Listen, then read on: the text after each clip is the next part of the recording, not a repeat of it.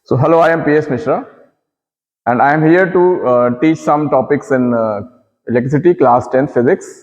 और अभी क्लास 10 के बोर्ड शुरू हो चुके हैं और उनके एक पेपर हो भी चुका है और वो इंग्लिश का पेपर दे करके सभी बच्चे रिलैक्स होंगे। लेकिन साइंस का पेपर जो 4 मार्च को होने वाला है उसकी तैयारी अच्छी चल रही होगी। तो अभी मेरा जो ये वीडियो है ये इलेक्ट्रिसिटी को पूरा कवर करेगा और मुझे पूरी उम्मीद है कि जो बच्चे इस वीडियो को देख रहे होंगे उन्हें थोड़ा बहुत फायदा भी मिल सकता है। सबसे इंपॉर्टेंट बात, जब भी हम किसी एग्जाम की तैयारी कर रहे हो और हमारे पास एग्जाम के बीच में कुछ गैप अगर दिए हैं सीबीएसई ने, तो हमें उसको पूरे अच्छे से यूटिलाइज करना चाहिए, क्योंकि हमने पूरे साल कैसे पढ़ा, नहीं पढ़ा या बहुत ज़्यादा पढ़ा, तो उस सभी को फायदा मिलने वाला है इस गैप से। जिस बच्चे ने पूरा अच्छे से पढ़ा होगा उसको बहुत थोड़ा समय लगेगा रिवाइज करने के लिए, जिसने नहीं पढ़ा होगा उसको लगेगा मैं कैसे पढ़ूं, मैं कितना पढ़ूं, मैं क्यों पढ़ूं। तो ये सारी बातें हम यहाँ पे बीच में कवर करेंगे। तो आइए शुरू करते हैं इलेक्ट्रिसिटी चैप्टर। और सबसे शुरुआत में मैं बात करूंगा चार्जेस की। चार्जेस, तो चार्जेस दो प्रकार के होते हैं। There are two type of charges, one is positive and one is negative. So if there are two charges, one is positive one is negative, and everyone know, सभी लोग जानते हैं कि दो अपोजिट चार्जेस एक दूसरे को अट्रैक्ट भी करते हैं और रिपेल भी करते हैं। तो अट्रैक्ट कब करेंगे? जब दो अपोजिट चार्जेस होंगे। और रिपेल कब करेंगे? जब दो चार्जेस बिल्कुल सेम नेचर के होंगे। अगर प्लस प्लस होगा तो रिपेल करेगा, और अगर प्लस माइनस है तो अट्रैक्ट करेगा, और अगर माइनस माइनस है तो भी वो रिपेल करेगा। अब रिपेल कर रहा है, अट्रैक्ट कर रहा है, मीन्स हम बात कर रहे हैं फोर्स की, क्योंकि हमको पता है बिना फोर्स के कोई भी चीज एक दूसरे को धक्का नहीं दे सकती। तो अब यहाँ पे कौन सा फोर्स होगा? उस फोर्स को हम बोलेंगे इलेक्ट्रोस्टैटिक फोर्स। Electrostatic force. मैं इस बात को इसलिए बोल रहा हूं कि इलेक्ट्रोस्टैटिक फोर्स हो सकता है क्योंकि अब तो एमसीक्यूज भी आ रहे हैं क्वेश्चन। तो उस एमसीक्यूज में अगर कहीं पर फोर्स का नाम पूछा जा रहा है, आपको फोर्स का नाम एग्जैक्टली नहीं पता है, तो यहां पर हम बात करेंगे इलेक्ट्रोस्टैटिक। इलेक्ट्रोस्टैटिक में जो स्टैटिक वर्ड है ये शो करता है रेस्ट। रेस्ट में शो करता है, यानी कि जब दो चार्जेस रेस्ट में रखे हुए हों तो उन पर जो फोर्स काम कर रहा है उसको हम बोलेंगे इलेक्ट्रोस्टैटिक फोर्स। और ये रिपल्सिव हो सकता है और ये अट्रैक्टिव भी हो सकता है। डिपेंड किस पे कर रहा है? डिपेंड कर रहा है कि चार्जेस का नेचर कैसा है। अगर दो चार्जेस सेम नेचर के हैं तो रिपल्सिव फोर्स लगेगा, और दो चार्जेस अगर अपोजिट नेचर के हैं तो अट्रैक्टिव फोर्स लगेगा। अपोजिट में अट्रैक्टिव और सिमिलर में repulsive. This is repulsive and this is attractive. I think it is very clear to everyone. सबको ये बात समझ में आ गई होगी कि अगर दो चार्जेस सेम नेचर के हैं तो रिपल्सिव होगा और अपोजिट नेचर के तो अट्रैक्टिव होगा। Now how can we find the force? कैसे हम फोर्स निकाल सकते हैं?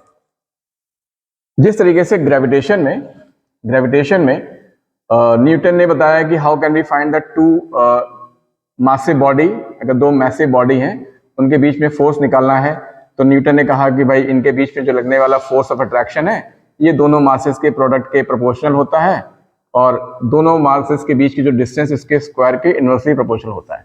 ये तो हमारा था ग्रेविटेशन लॉ। उसी तरीके से यहाँ पर जो दो चार्जेस हैं इनके बीच में हमें फोर्स निकालना है, इलेक्ट्रोस्टैटिक फोर्स निकालना है। उसके लिए कूलम ने मुझको बताया एक फॉर्मूला। कूलम ने कहा, कूलम फोर्स भी कह सकते हैं इसको हम, कूलम लॉ कह सकते हैं। और इसमें इस लॉ के हिसाब से क्या है कि दो चार्जेस, एक चार्ज की वैल्यू Q1, दूसरे चार्ज की वैल्यू Q2, अगर दो चार्जेस हैं Q1 Q2 के, तो इनके बीच लगने वाला फोर्स ऑफ अट्रैक्शन या फोर्स ऑफ रिपल्शन दोनों चार्जेस के प्रोडक्ट के प्रोपोर्शनल होता है। मीन्स जितना ज्यादा इसकी वैल्यू बढ़ती चली जाएगी उतना ही फोर्स बढ़ता चला जाएगा।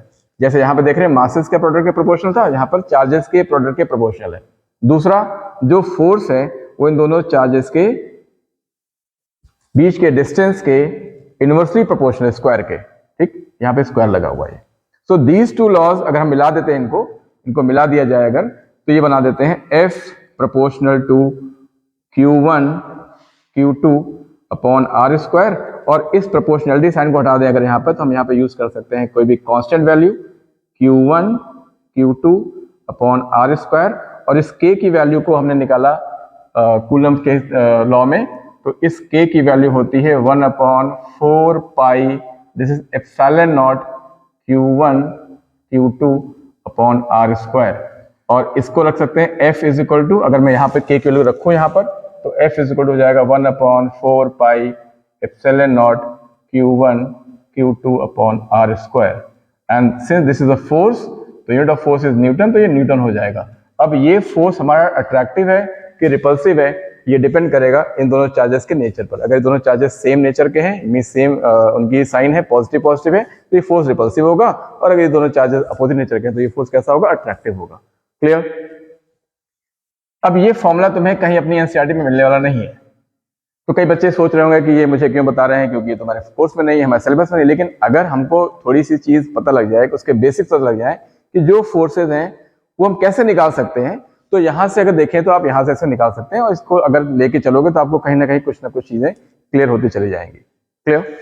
तो again the force between two charges can be find with help of this formula, and this is the formula also known as Coulomb's law. Clear? Coulomb's law. F is equal to 1 upon 4 pi. This is called epsilon.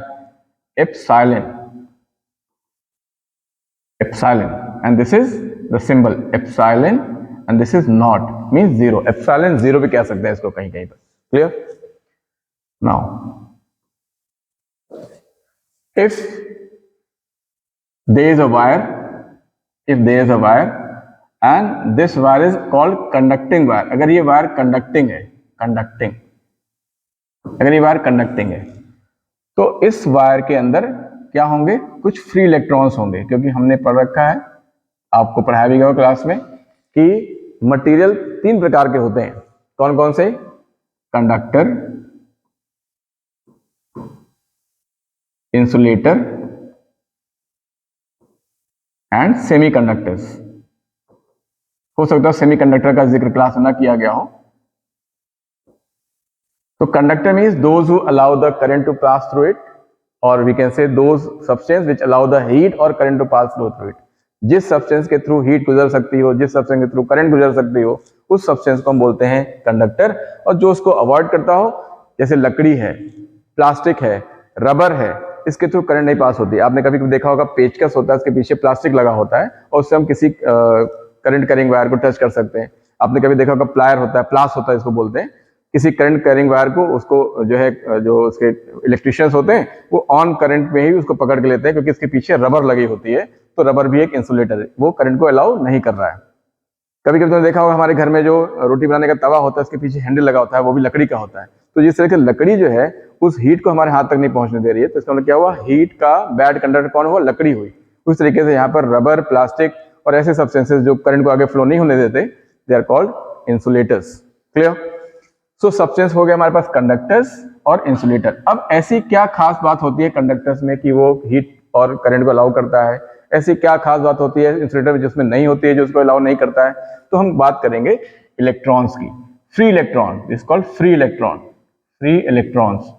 ये सब चीजें जानना बहुत जरूरी है, क्योंकि अब हमारे पास क्वेश्चंस में एमसीक्यू बनने लगे हुए हैं, तो एमसीक्यू को ऑप्ट करने के लिए बहुत ही डीप में पढ़ना पड़ता है। तो ये फ्री इलेक्ट्रॉन्स जो हैं वो रिस्पॉन्सिबल है करंट को फ्लो कराने के लिए। अब मैंने यहां पे बनाया एक वायर। अब इस वायर में फ्री इलेक्ट्रॉन पहले से ही है, इसमें इलेक्ट्रॉन पहले से ही है, और अब मैं इसमें ये पूछूं कि क्या इसमें करंट फ्लो कर रही है, या आपके घर में कोई तार लटक रहा है, आपने उसको काट लिया, अपने हाथ में तार पकड़ लिया, क्या उसमें करंट फ्लो कर रही है? क्या इस तार में करंट फ्लो कर रही है? नहीं फ्लो कर रही है। लेकिन इसमें फ्री इलेक्ट्रॉन पहले से ही मौजूद है, इसमें इलेक्ट्रॉन है, बट हमको इसमें किसी भी करंट का फ्लो नहीं दिख रहा है। अच्छा, करंट क्या होता है? करंट होता है कोई भी चीज जो फ्लो करती हो। अगर पानी फ्लो कर रहा है तो बोलेंगे वाटर करंट, हवा फ्लो करे तो बोलेंगे एयर करंट। यहाँ पर क्या फ्लो करेगा? यहाँ पर चार्जेस फ्लो करेंगे, या ये क्या है, इलेक्ट्रॉन फ्लो करेंगे, तो हम बोलेंगे यहाँ पर इलेक्ट्रिक करंट, क्योंकि इलेक्ट्रॉन फ्लो कर रहे हैं। अच्छा, कोई चीज कब फ्लो करेगी? जब डिफरेंस होगा। आपने पढ़ा होगा, एयर जब फ्लो करती है उसको विंड बोलते हैं, तो उस विंड के लिए रिस्पॉन्सिबल कौन है? टेम्परेचर। दो अलग अलग जोन पे जब टेम्परेचर का डिफरेंस होता है तो वहां पे एयर फ्लो करना शुरू कर देती है। पानी फ्लो करता है, कहां से फ्लो करेगा? हाइट से कम, अधिक हाइट से लो हाइट की तरफ। अगर आपने कहीं देखा हो पानी को बहते हुए, तो हमेशा ध्यान दो कि पानी हमेशा ऊंचाई से नीचे की तरफ बहता है। अगर पानी को नीचे से ऊपर चढ़ाना होता है तो हमें कोई ना कोई एनर्जी उसको देनी पड़ती है। तो वाटर का फ्लो कहां से हो रहा है? From higher to lower. Wind का फ्लो कहां हो रहा है? From higher temperature to, sorry, from lower temperature to higher temperature. आपके घर में कभी कभी कहीं आग लगी हो, या कोई हवन हो रहा हो, या कहीं पर कोई आग जल रही हो, उसके बाद आप कोई पंखे रखो या कोई ऐसी चीज रखो तो घूमने लगती है, यानी कि वहां पे एयर जो है घूम के ऊपर की ओर उठ रही है, मीन्स टेम्परेचर डिफरेंस हो रहा है। ये एक एग्जांपल दे रहा हूं मैं। तो अगर पानी फ्लो कर रहा है तो हमें क्या दिख रहा है? वहां पर पानी तो पहले से उसमें पाइप में है, फ्लो कराना है केवल। तो फ्लो कराने के लिए क्या किया मैंने? उसके हाइट को डिफरेंस कर दिया, एक सिरा उसका ऊपर कर दिया, एक सिरा नीचे कर दिया, तो पानी फ्लो करने लगा। करंट को फ्लो कराना है तो उस तार में पहले से इलेक्ट्रॉन प्रेजेंट है लेकिन फ्लो नहीं कर रहे हैं। तो तार में करंट को फ्लो कराने के लिए हमको क्या करना होगा, तार में करंट को फ्लो कराने के लिए हमको उनके दोनों सिरों पर कुछ ऐसी चीज डिफरेंस लगानी होगी जिससे कि इलेक्ट्रॉन आगे फ्लो करने लगे। अब मैं क्या करूं, अगर मैं इस तार के दोनों सिरों पर सेल लगा दूं, सेल, ये सेल लगा दूं, तो इस सेल के लगाने से क्या होगा, ये वाला सिरा जो हमने इसको ए लिख रहा हूं, ये ए सिरा है, ये हो गया हमारा पॉजिटिव और ये सिरा हो गया हमारा नेगेटिव। तो एक सिरा हो गया पॉजिटिव, एक सिरा हो गया नेगेटिव। अब इस तार के दो सिरे हो गए, एक पॉजिटिव हो गया, एक नेगेटिव हो गया, एक हाई हो गया, एक लो हो गया। अब इन दोनों के तार के सिरे को जोड़ने पर इसमें जो इलेक्ट्रॉन्स हैं उनको एक फील्ड मिल जाती है, और उस फील्ड के मिलने से क्या होता है, ये इलेक्ट्रॉन जो है इनको एक फोर्स काम करता है और इस फोर्स की वजह से इलेक्ट्रॉन आगे फ्लो करने लगता है। तो इस फ्लो करते हुए इलेक्ट्रॉन की वजह से उस तार में करंट फ्लो कर रही है। तो अब क्वेश्चन आता है, करंट क्यों फ्लो करती है? करंट फ्लो कर रही है क्योंकि उसके एंड पर डिफरेंस है। उस डिफरेंस को क्या बोलेंगे? उस डिफरेंस को बोलेंगे पोटेंशियल डिफरेंस। अगर तार के इन दोनों सिरों को हम सेल से जोड़ दें और इस तार में करंट फ्लो करेगी तो मैं बोलूंगा कि इन दोनों तार के सिरों पर क्या आ गया, एक पोटेंशियल डिफरेंस आ गया, उसकी वजह से इलेक्ट्रॉन फ्लो कर रहा है। उस फ्लो ऑफ इलेक्ट्रॉन को क्या बोलेंगे हम? करंट बोलेंगे। फ्लो ऑफ इलेक्ट्रॉन को क्या बोलेंगे? करंट बोलेंगे। कब बोलेंगे? जब दोनों सिरों के बीच में डिफरेंस होगा। तो जितना ज्यादा डिफरेंस होगा उतना ज्यादा फ्लो होगा। Are you getting my point? जितना ज्यादा डिफरेंस होगा उतना ज्यादा फ्लो होगा। तो अब क्या हुआ, नियम क्या हो गया? नियम ये हो गया कि अगर किसी तार के सिरों पर हम पोटेंशियल डिफरेंस लगाएं तो जितना ज्यादा डिफरेंस करते चले जाओगे उतनी करंट फ्लो करती चली जाएगी। और ये नियम को बताया बहुत सारे एक्सपेरिमेंट के बाद, इस नियम को बताया ओम्स ने, और इस नियम को हम बोलते हैं ओम्स लॉ। अगर क्वेश्चन पूछा जाए व्हाट इज ओम्स लॉ, तो ओम्स लॉ क्या है? ओम्स लॉ अच्छी तरह सबने पढ़ा होगा। ओम्स लॉ, ओम्स लॉ कहता है कि अगर किसी तार के दोनों सिरों पर आप पोटेंशियल डिफरेंस क्रिएट करो या लगा दो, और इसमें क्या होगा, इसमें फील्ड इलेक्ट्रॉन पहले से ही होंगे, तो यहां पर क्या होगा, इलेक्ट्रॉन का मूवमेंट होगा और इसमें करंट फ्लो करेगी। अब अगर ये तार हटा दें और इस तार की जगह लगा दें कोई धागा, कोई प्लास्टिक का वायर, कोई ऐसी चीज जिसमें फील्ड इलेक्ट्रॉन नहीं है, तो क्या करंट फ्लो करेगी? नहीं करेगी। तो करंट के फ्लो करने के लिए जिम्मेदार कौन है? ये सेल। इस सेल ने क्या किया? इस सेल ने डिफरेंस क्रिएट कर दिया सिरों पर। लेकिन अगर मैं इसी तार को रिप्लेस करूं किसी वुड से, या मैं इसको रिप्लेस करूं किसी प्लास्टिक से, तो उसमें ये सेल करंट फ्लो नहीं करा पा रहा है। मतलब क्या हुआ, ये सेल डिफरेंस तो क्रिएट कर रहा है लेकिन ये सेल उसमें इलेक्ट्रॉन नहीं भेज रहा है। इलेक्ट्रॉन उसमें पहले से होने चाहिए, इलेक्ट्रॉन उस वायर में पहले से होने चाहिए। उस इलेक्ट्रॉन का नाम क्या मैंने बोला था? Free electron. अगर किसी वायर में, किसी मटेरियल में फ्री इलेक्ट्रॉन है, उसका नाम क्या होगा? कंडक्टर। उस कंडक्टर के सिरे पर आप डिफरेंस लगाओगे तो क्या होगा? उसमें करंट फ्लो करेगी। तो करंट के फ्लो करने के लिए दो चीजें जरूरी हो गई, एक तो मटेरियल कैसा होना चाहिए? कंडक्टर। दूसरा क्या होना चाहिए? उसके सिरों पर डिफरेंस क्रिएट होना चाहिए।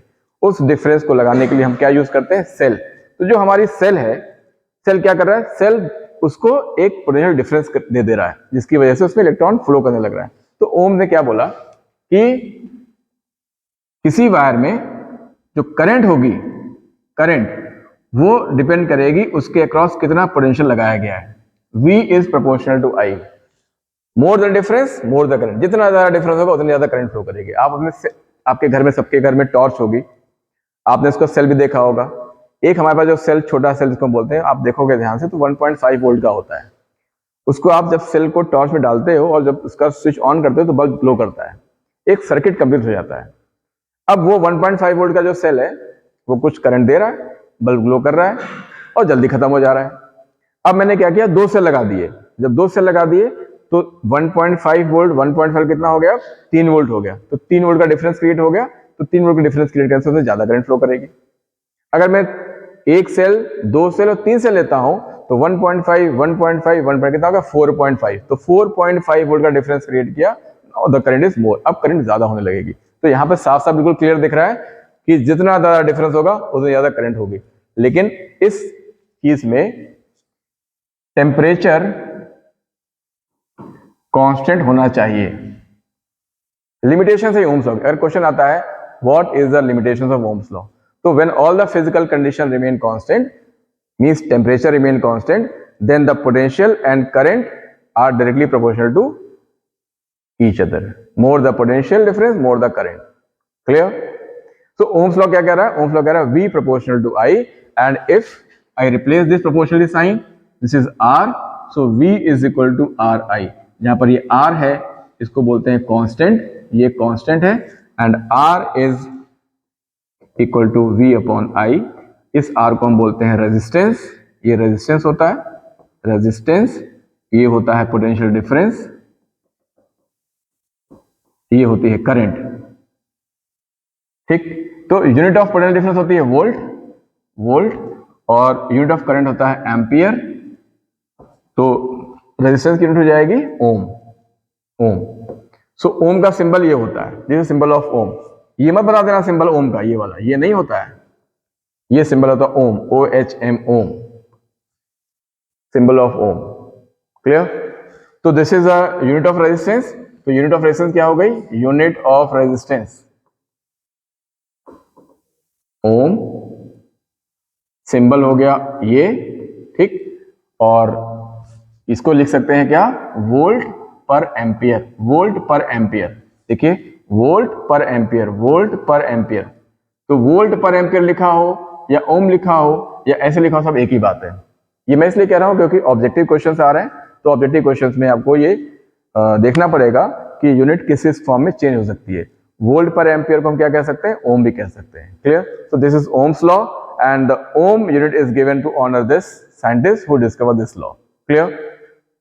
तो अभी हम यहां पर ओम्स लॉ रिवाइज कर चुके हैं। एक क्वेश्चन और पूछा जाता है कि how you define ohmic and non ohmic conductors. कैसे पता करेंगे ओमिक कंडक्टर क्या होते हैं, नॉन ओमिक कंडक्टर क्या होते हैं? तो ओमिक कंडक्टर वो होते हैं, ओमिक कंडक्टर, ओमिक कंडक्टर वो होते हैं विच ओबे ओम्स लॉ, विच ओबे ओम्स लॉ। ठीक, और नॉन ओमिक कौन से होते हैं? नॉन ओमिक, नॉन ओमिक कौन से होते हैं? Which not obey Ohm's law. जो ओम्स लॉ को ओबे नहीं करते वो नॉन ओमिक होते हैं, और जो ओम्स लॉ को ओबे करते हैं वो ओमिक होते हैं। नॉन ओमिक एग्जांपल क्या हो गए? नॉन ओमिक एग्जांपल हो गया टॉर्च का bulb, diode valve, these are example of non ohmic conductor. फिर से याद कर लें, टॉर्च बल्ब मतलब फिलामेंट उसका, and diode valve, diode valve, torch bulb, these are example of non-ohmic conductor, and all the conductors are ohmic conductor. Clear? These are two examples of ohmic conductor and non-ohmic conductor. Clear?